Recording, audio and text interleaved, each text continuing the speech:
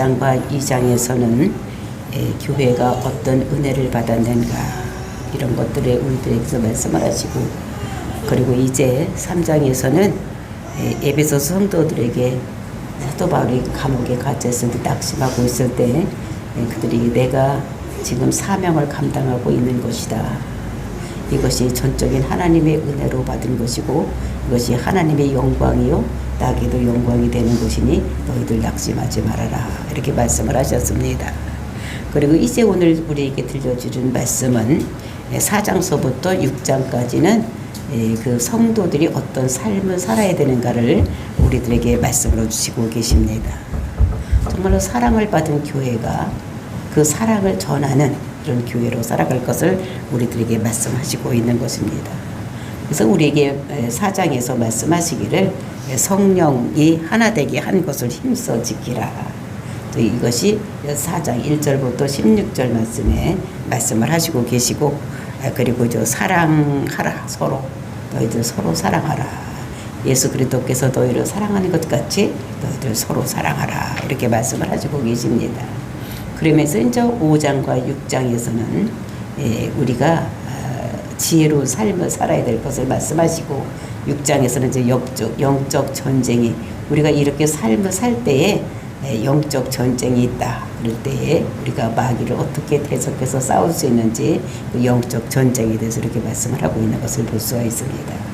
이제 이렇게 모든 서신서들이, 바울 서신이 앞에는 교리적인 부분이 있고 뒤에 삶에 대한 이런 것들 얘기하는 것 같이 에베소서도 마찬가지로 1장과 3장에서는 1장서부터 3장까지는 이제 교리적인 것을 얘기를 했다면 이제 우리의 삶이 어떻게 살아야 되는가를 오늘서부터 4장서부터 6장까지는 말씀하고 있는 것을 볼 수가 있어요. 그래서 이제 우리가 성도로 부름을 받은 우리들은 정말 이 세상에서 세상과 똑같이 사는 것이 아니라 이제 성도의 삶을 살아야 되는데, 정말로 그 사도 바울이 우리에게 제시한 삶으로 인해서 하나님께서 우리에게 잘했다고 칭찬받는 저희들 삶이 될 수 있도록 우리가 노력하는 이런 삶을 사시기를 예수님의 이름으로 축복을 드립니다. 1절 보니까 그러므로 주 안에서 갇힌 내가 너희를 권하노니 너희가 부르심을 받은 일에 합당하게 행하여. 그러니까 주 안에서 갇혔는 것은 지금 사도 바울이 로마 감옥에 갇혀 있는 것입니다. 그런데 그것이 딴 일 때문에 갇혀 있는 것이 아니라 하나님 나라 일을, 그러니까 복음을 전하다가 감옥에 갇혀 있는 것입니다. 그래서 주 안에서 갇혔다 이렇게 말씀하시는 것입니다. 그러니까 그리스도의 그 복음 안에서 그것을 전하다가 이제 갇혀 있는 이런 모습을 얘기를 하면서 그런 내가 너희에게 권한다. 에베소서 성도들에게 권하는 것인데 오늘날 우리에게 하나님께서 말씀하시는 것입니다. 우리에게 권하면서 너희들 이렇게 살아라고 오늘 우리에게 말씀해 주시는 것입니다. 너희가 부르심을 받은 일에 합당하게 행하라. 그러니까 사람마다 다 부르심이 있는데 그 부르심에 합당한 이런 삶을 살아야 될 것을 말씀하고 있는 것입니다. 우리가 로마서 8장 그 28절을 보면 사랑하는 자 곧 그 뜻대로 부르심을 입은 자들에게는 모든 것이 합력하여 선을 이루느니라.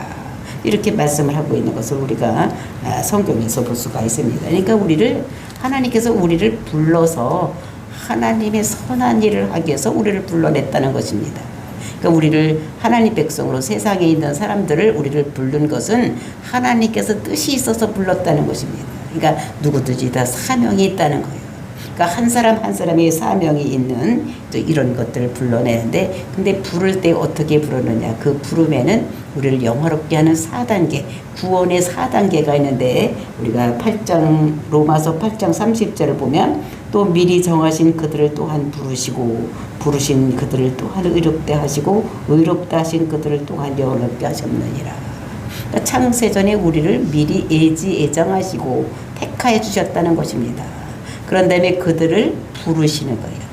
우리를 하나님의 자녀로 부르시고 또 세 번째 단계가 의롭다게 한다. 그러니까 성화의 단계를 말하고 그 다음에 영화롭게 하셨느니라. 영화의 단계. 그러니까 우리가 구원의 4단계를 이렇게 사도 바울을 말하고 있고, 그래서 우리를 창세전에 택하시고, 택하면 놓는 것이 아니라 택하셔서 불러내시고 하나님 전으로 불러내시고 그 다음에 우리를 의롭게 즉 성화되게 하시고 그 그다음에 영화의 단계까지 하나님 그 나라에 이르는 데까지 우리를 끌고 가는 이런 것들을 이제 이렇게 말씀을 하고 있는 것을 볼 수가 있습니다. 그러니까 우리가 부르심을 받았기 때문에 이제 우리는 거기에 대한 합당한 삶 이런 것을 살아야 되는 거예요. 그러니까 의롭게 되고 영화롭게 되는 삶을 살아야 되는데 그렇게 하기 위해서는 우리가 가만히 있으면 되지 아니하고 2절 3절에서 우리가 어떻게 하면 구원을 이룰 수 있는지 하나님께서 원하시는 삶을 살 수 있는지 우리들에게 4가지로 말씀을 하고 있는 것을 볼 수가 있어요. 2절 3절 보니까 모든 겸손과 온유하고 오래 참음으로 사랑 가운데 서로 용납하고 평안에 매는 줄로 성령이 하나 되게 한 것을 힘써 지키라 이렇게 말씀을 하고 있어요. 그러니까 4가지 요소가 우리 속에 있어야 된다는 것입니다. 그러니까 세상에 있을 때는 우리가 4가지 요소가 없었는데 이제 하나님 백성이 된 우리들은 우리 삶에서 4가지가 있어야 될 것을 말씀하시는데 첫째가 무엇이니까 겸손입니다. 겸손해야 된다고 말씀하시는데 이 겸손이라는 것이 무엇이냐? 이것은 나보다 남을 낮게 여기는 것. 응? 나보다 다른 사람이 더 낫다 이렇게 생각을 하는 이런 마음이 겸손한 것이라는 것입니다. 우리는 생각하기를 항상 나는 괜찮고 저 사람이 이상하다 이렇게 생각을 하는 것입니다. 내가 훨씬 더 우월하다고 생각하는데 이것은 교만인 거예요. 그러니까 겸손의 반대는 교만인 것입니다. 근데 이렇게 교만하지 말고 겸손해라. 다른 사람을 나보다 더 낮게 이렇게 생각을 하라는 것입니다. 그리고 이제 겸손과 온유. 그 온유라는 것이 무엇이냐? 우리는 세상에 태어나면 그러니까 자기 잘난 못에 이리 뛰고 저리 뛰고 사는 거예요. 그러니까 길들여지지 않은 야생마 같이 막 이렇게 사는데 이 온유라는 것이 무엇인가 하면 그러니까 길들임으로 인해서 잘 길들여진 이제 이런 것들을 얘기를 하는 것입니다. 그 야생마가 있을 때 어떻게 하면 올라타면 이리 뛰고 저리 뛰고 지 맘대로 다 하는데 그것을 그 조련사가 데리고 와서 그 말을 잘 훈련을 시키면 그러니까 말을 잘 듣고 가라면 가고 서라면 서고 이렇게 하는 것 같이 이렇게 그것이 뭐냐면 온유라는 거예요. 잘 길들여진. 그러니까 우리가 이 세상에 태어날 때는 길들여지지 않는 상태로 태어나는데 우리가 하나님 말씀에 의해서 우리가 잘 길들여지는 이런 같이 되어지 된다는 것을 우리들에게 말씀하시고 그러면 정말 오래 참음으로 그러니까 오래 참아야 된다는 것을 우리들에게 말씀하고 있습니다. 그러니까 사람은 쉽게 바뀌는 것이 아닙니다. 우리가 내가 이거를 바꿔야 되겠다 이렇게 생각을 하고 어떤 나에게 나쁜 습관이나 이런 것이 있으면 성격 같은 것이 있으면 이것을 바꾸는데 그렇게 시간이 짧게 걸리지를 않는다는 쉽게 변하지를 않는다는 것입니다. 그러니까 우리는 오래 참아야 돼요. 그 사람을 변화시킬 때 그 사람이 변화될 때까지 우리는 참고 기다려야 되는 것이지 내 마음대로 우리를 어떻게 할 수가 없는 것입니다. 우리가 자식에 대해서도 마찬가지예요. 자식이 내 마음대로 내 입맛에 딱 맞게 살아줄 것을 원하고 말하지만 그렇게 되지를 않는다는 것입니다. 그러니까 그렇게 하려면 어떻게 돼요? 막 그 자식에게 닥달을 하고 막 이렇게 되는데 그렇게 하는 것이 아니라 우리는 오래 참음으로 인해서 그 자식이 변할 때까지 기다려줘야 되는 것이지 우리가 그거를 내 마음대로 막 뜯어고치고 하려고 한다고 되는 것이 아니라는 거. 그러니까 사람은 변화되기가 이렇게 쉽지 않기 때문에 그냥 오래 참아두고 그 사람의 좋은 점을 보고 우리가 좋은 점이 장점이 누구든지 다 장점과 단점이 있는데 그 사람의 장점을 보고 그 사람이 변화될 것을 그러니까 변화시키는 것은 하나님께서 변화시켜야지 변화가 되는 것이지 사람으로서는 변화시킬 수 없기 때문에 우리는 오래 참아서 참고 기다려야 된다는 것을 말씀하고 있는 것입니다. 정말 그 사람의 성격이 나도 내 성격을 변화시키려고 아무리 노력을 한다고 하더라도 그게 하루아침에 변하는 것이 아니다. 그러니까 우리가 내가 마음을 먹고 정말로 내가 다른 사람을 사랑해야지, 내가 온유하고 겸손해야지, 다른 사람을 낮게 여겨야지 막 이렇게 생각한다고 내가 금방 되는 것이 아니라는 것입니다. 우리가 그렇게 하려면 성령의 힘을 입어서 내가 진짜 어제보다 오늘이, 오늘보다 내일이 이제 더 이렇게 자꾸 차차로 변해가는 것이지 하루아침에 되는 것이 아니기 때문에 우리는 오래 참아야 된다는 것입니다. 아, 저 사람은 왜 저렇지? 저거 뜯어 고쳐야 되는데 이렇게 하면 안 된다는 거예요. 우리 옆에 있는 성도들이, 예? 우리 지체들이 이렇게 내 마음에 안 들 때 그걸 내 마음대로 고치려고 하면 안 되고 정말로 그 사람을 나보다 더 낮게 여기고 장점을 보고 오래 참고 성령님이 역사해서 그분이 변화될 때까지 우리가 기다려야 될 것을 우리들에게 말씀하고 있는 것입니다. 그러면서 이제 네 번째는 어떻게 돼? 사랑 가운데서 서로 용납을 해야 된다. 그러니까 서로 용납을 해야 된다. 그러니까 용서를 해야지 된다는 것을 우리들에게 말씀하고 있는 것입니다. 그 용서를 해야지 되는 거예요. 근데 용서를 얼마만큼 해야 되느냐? 베드로가 예수님께 물었죠. 우리가 용서를 해야 되는데 몇 번이나 해야 됩니까? 7번 하면 됩니까? 이렇게 물었을 때에 예수님께서 대답하시기를 70번씩 7번을 용서해라. 그러면 7, 7이 49, 490번을 용서해야 되느냐? 그것이 아니라 끝까지 용서를 하라고 하나님께서는 말씀하시고 있는 것입니다. 그러니까 끝까지 해야지. 용서를 할 때 끝까지, 예? 여태까지 용서했는데 마지막에 가서 용서하지 못하면 그 용서가 아니라는 거예요. 그러니까 우리는 끝까지 용서를 해야 돼. 왜냐하면 죽을 수밖에 없는를 예수님께서 우리를 대신 죽으시고 우리를 살리신 그 사랑으로 우리도 어떻게 옆에 있는 사람을 용서를 해야 되는 거예요. 그러니까 우리는 그 사람을 위해서 정말 예수님께서 나를 위해서 십자가 죽으신 그 사랑으로 나도 그 사람을 위해서 용서를 해야지 되는 이런 것들을 우리들에게 말씀하시면 예수님께서 나를 위해서 죽기까지 하셨는데 나는 그 사람을 위해서 어떻게 해요? 끝까지 용서를 해야 될 것을 우리들에게 말씀하고 있는 것을 볼 수가 있는 것입니다. 그래서 이제 이렇게 하기 위해서 평안에 매는 줄로 성령이 하나가 되게 하는 것을 힘써 지켜야 된다. 그러니까 우리는 성령으로 하나가 되겠대. 그러니까 교회 성도들 모두 하나가 되는. 그러니까 교회라는 것은 하나님께서 부르심을 받은 자들인데 이제 평안하게 하기 위해서 예수님께서 우리를 불러주셨는데 우리는 이것을 어떻게 힘써 지켜야 된다는 거예요. 이것을 깨면 안 되고 우리는 이것을 힘써 지켜야 될 것을 우리들에게 말씀을 하시는데 그래서 이렇게 네 가지 요소가 있어야지만 우리가 평안할 수가 있다는 것을 우리들에게 말씀하시고 정말로 이것이 우리가 하나 될 수 있는 이런 이유가 무엇이냐 4절서부터 그 이유를 말씀하고 있는 것을 볼 수가 있어요.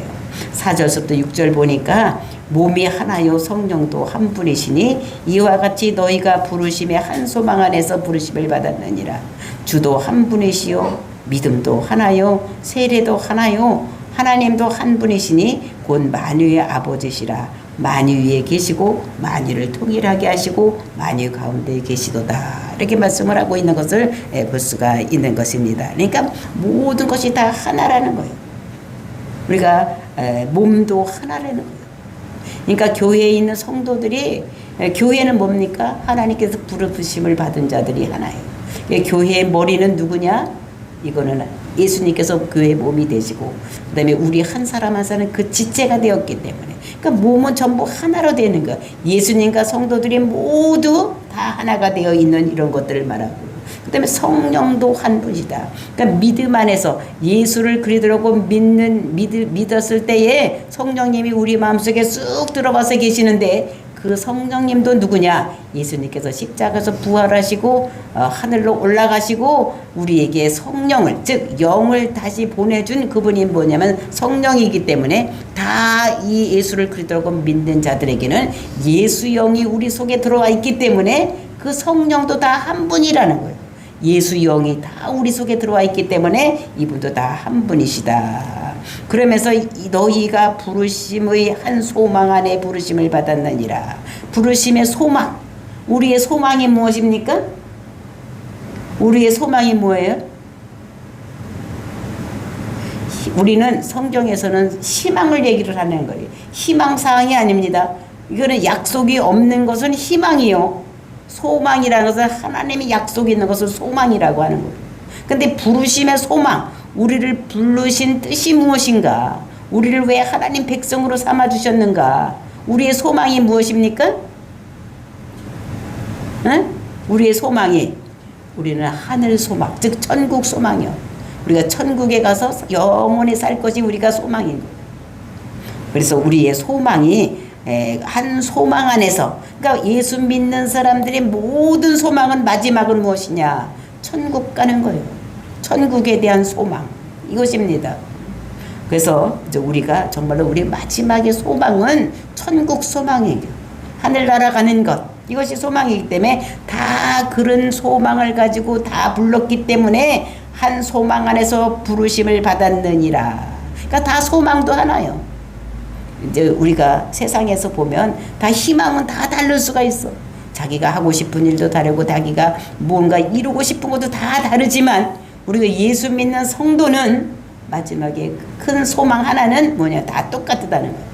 뭐냐? 천국 소망이라는 것을 우리들에게 말씀하시고 다 그 소망 안에서 다 우리를 불러낸 거예요. 즉 하나님 백성으로 만들어서 우리가 예수 그리스도와 함께 그 기업에 동참하는 자로, 즉 하나님의 아들이 되는, 예수 그리스도와 함께 하나님의 자녀가 되는 이런 놀라운 그런 것들을 기업으로 받았기 때문에 그것은 천국을 소유하는 백성이 되었다는 것을 우리들에게 말씀하시면서 주도 한 분이시요 믿음도 하나요 세례도 하나요. 주도 하나라는 거예요. 우리를 구원시킨 그 구세주도 한 분이라는 거예요. 예수 그리스도 한 분. 그리고 믿음도 하나요. 우리가 무엇을 믿느냐? 딴 것 믿는 것이 아닙니다. 예수는 그리스도다. 즉 예수가 우리 죄를 위해서 이 죄를 사하기 위한 사명을 받은 자라고 우리가 믿는 것입니다. 그래서 우리가 예수를 그리스도, 즉 메시아라고 믿었을 때에 우리가 영생에 이르는 놀라운 역사가 일어나는 거예요. 믿음도 하나요. 뭐 딴 거 믿는 것이 아닙니다. 예수는 그리스도라고 믿는 거예요. 우리 죄 때문에 죽을 수밖에 없는 우리를 죄에서 구원할 자, 그분이 예수라고 우리가 믿고, 그래서 십자가의 복음을 믿는 것입니다. 십자가에서 흘린 피가 우리 모든 죄를 사하고, 그리고 십자가에서 흘리신 그 물이 성령으로 해서 우리 마음속에 들어와서 우리가 예수를 그리스도라고 전파되는 복음을 들었을 때에 아멘 할 수 있는 이런 것이라는 것을 우리에게 말씀하시면서, 그 다음에 세례도 하나요. 그 세례를 받는 것, 그 세례 받는 것이 무엇과 세례를 받는 것입니까? 우리가 교회에 오면 세례를 받는데 이건 뭐요? 이제 세상에서 살지 아니하고 내가 예수를 그리스도라고 믿겠습니다. 즉 예수의 죽음이 내 죽음이요, 예수의 살아나심이 내 삶이 살아났다는 것을, 영이 살아났다는 걸 믿는 것, 이거를 많은 사람들 앞에서 공포하는 것, 이것이 세례식인 것을 볼 수가 있어요. 그래서 이거 침례, 세례 똑같은 얘기인데 침례에서는 침례라고 하고 장로에서는 세례라고 하는데 사실 침례가 맞는 것입니다. 왜냐하면 침례, 물에 빠지면 어떻게 해요? 아가미로 숨쉬지 아니하고 호파로 숨쉬는 모든 인간들은 다 물에 빠지면 죽을 수밖에 없어. 그래서 물에 들어가는 것은 예수 그리스도와 함께 내가 장사되고 죽었고, 그 다음에 물에서 나오는 것은 예수님과 내가 함께 다시 살았다, 이런 거를 다른 사람들에게 또는 나에게 또는 하나님 앞에서 고백하는 시기, 이것이 세례식인 거예요.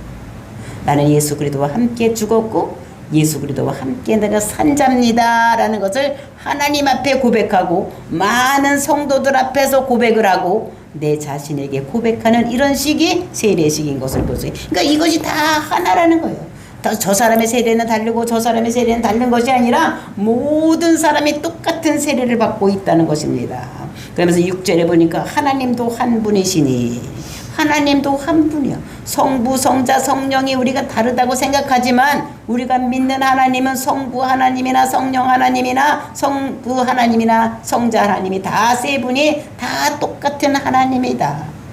그러니까 하는 사역이 조금씩 달라서, 그러니까 성부 하나님께서는 모든 인류의 모든 구원의 계획을 세우신 분이시고 그것을 행하실 때 나타나신 하나님이 누구냐면 말씀으로 나타나신 하나님이 성자 하나님이시오. 그것을 운행하면서 이루시는 하나님께서 그것이 성령 하나님인 거죠. 근데 이분은 모두 하나님이라는 거예요. 그래서 우리들에게서 하나님도 한 분이시니 곧 만유의 아버지시라. 그러니까 하나님은 한 분인데 그것이 누구냐면 모든 사람들의 아버지라는 거예요. 그러니까 모든 사람의 아버지라는 것은 무엇입니까? 모든 사람을 다 창조해, 그러니까 만들어냈다는 거예요. 그래서 모든 만물을 창조하신 하나님, 그 하나님을 우리는 뭐라 하면 아버지라고 부르는 거예요. 그래서 교회에 오면 다 누구 하나님을 뭐라고 부릅니까? 아버지, 그죠? 아버지 이렇게 부르는 거예요. 그래서 나도 아버지라고 부르고 우리 아들도 아버지라고 부르고 우리 며느리도 하나님을 아버지라고 부르고 우리 손자들도 하나님을 아버지라고 부르는 거예요. 그러니까 믿지 않는 세상 사람들이 뭐라고 그러느냐, 니들은 왜 그렇게 촌수가 없냐, 너희들은 엄청나게 아무것도 없지, 너희들은 되게 하나님을 할아버지도 아버지라고 부르고 또 손자도 아버지라고 이렇게 부르느냐. 그러니까 아버지라고 부르는 뜻이 무엇인지를 모르기 때문에 그래요. 우리를 창조하신 하나님, 우리를 만드신, 우리를 조성하신 분을 우리는 아버지라고 그러는 거예요. 그래서 우리는 하나님을 아버지, 그래서 모든 사람의 한 아버지가 되는 이런 것인 것을 말씀하시고, 그 다음에 아버지시라 그러면서 그분이 만유 위에 계시고 모든 세상 모든 물건 모든 것들이 위에 계시고 만유를 통일하시고 만유 가운데 계시도다. 만유 위에 계시면서 그걸 다 통일되게 하는 거예요. 막 아무렇게나 만들어 놓은 것이 아니라 우리가 창세기 1장을 보면 태초에 하나님이 천지를 창조하시니라. 그리고 말씀이 있음에 그 다음에 그 성령이 수면 위에 운행하는데 그때 수면이 어떤 수면이느냐, 엉망진창이고 어둠이 있고 질서가 없고 이런 것이었는데 하나님께서는 질서의 하나님이기 때문에 모든 것을 질서를 잡고 모든 것을 통일되게 하시는 이런 하나님인 것을 우리들에게 말씀으로 주시고 있는 것을 볼 수가 있는 것입니다. 정말로 이렇게 주도 하나요, 하나님도 한 분이요, 세례도 하나요, 모든 것이 다 하나이기 때문에 우리 성도들은 모두 하나, 예수 그리스도와 함께 하나 되는 이런, 그래서 교회는 머리가 예수님이요 모든 성도들이 지체로 붙어있기 때문에 모든 것이 하나인 것을 볼 수가 있는 것입니다. 그러니까 우리는 하나, 모든 성도들은 다 형제예요. 왜? 다 하나님을 아버지라고 부르기 때문에 아버지라고 부르는 모든 사람들을 우리 형제라고 그러는 거예요. 그래서 우리는 형제요 자매라고, 교회에 오면 모든 성도들을 형제요 자매라고 이렇게 하는 것을 우리가 볼 수가 있는 것입니다. 이런 가족이 되어 있는데 이런 가족들도 하나가 되기가 쉽지가 않다는 것입니다. 우리 가족의 식구들도 보더라도 어떻게 합니다. 우리가 아들 둘이 있고 딸 하나가 있고 이제 이렇게 손자 손녀가 있고 이렇게 있는데 며느리들도 있고 이런 가족이 이렇게 하나가 되기가 쉽지를 않은 거예요. 근데 이 가족을 하나가 되기 위해서 어떻게 하느냐, 성령님의 역사를 해야지 되고 성령님께서 그거를 주관하시고 통일되고 하나가 되게 해야지만 할 수 있다는 것을 우리가 말씀하고 있는 것입니다. 그러니까 성령이 오셔야지만 우리가 그것이 하나 될 수 있다는 것을 우리들에게 말씀하고 있는 것입니다. 그래서 우리를 하나 되게 하기 위해서 성령님이 우리 속에 들어와서 계시면서 모든 것을 하나 되게 하는데 7절 보니까 우리 각 사람에게 그리스도의 선물의 분량대로 은혜를 주셨으니, 그러니까 이렇게 하나 되게 하기 위해서 우리에게 하나님께서 은사를 주셨다는 것입니다. 교회에 은사를 주셨다는 것이요. 근데 그것이 그리스도의 그 사람의 분량대로, 그리스도의 선물이 분량대로. 그러니까 하나님께서는 우리를 만드셨기 때문에 하나님은 우리가 어떤 사람인지 무엇을 잘하고 있는지 이런 거를 잘 알고 있기 때문에 우리들에게 하나님께서 분량대로 모든 각 사람의 분량대로 은사를 주셨다 이렇게 말해요. 그래서 이것은 직임적인 은사를 말하는 것입니다. 그러니까 고린도전서에 얘기하는 은사가 아니라 여기서 얘기하는 것은 무엇인가 하면은 이 직임적인 은사. 그러니까 교회 안에서 내가 어떤 직책을 맡고 어떤 일을 해야 될 것인가, 이제 이런 것의 직임에 따라서 하나님께서 우리를 지으셨기 때문에 우리의 모든 것을 다 알고 계시기 때문에 그 사람에게 합당한 이런 은사를 우리에게 주셔서 교회 안에서 이제 5가지의 직임을 주는 이런 것들을 볼 수가 있는 거예요. 그래서 그 사람들에 따라서 사람의 성향에 따라서 사람의 능력에 따라서 다 부르심의 그 직임이 다 틀린 거예요. 그래서 이렇게 보면은 우리가 어떤 사람은 사도로 불렀고 어떤 사람들은 선지자로 불렀고 어떤 사람은 교사로 불렀고 어떤 사람은 목사로 불렀고 어떤 사람은 교사로 불렀고 선교사로 부르고 이게 5가지 직임이 다 틀리게 되어 있는 것을 우리들에게 말씀하고 있는 것입니다.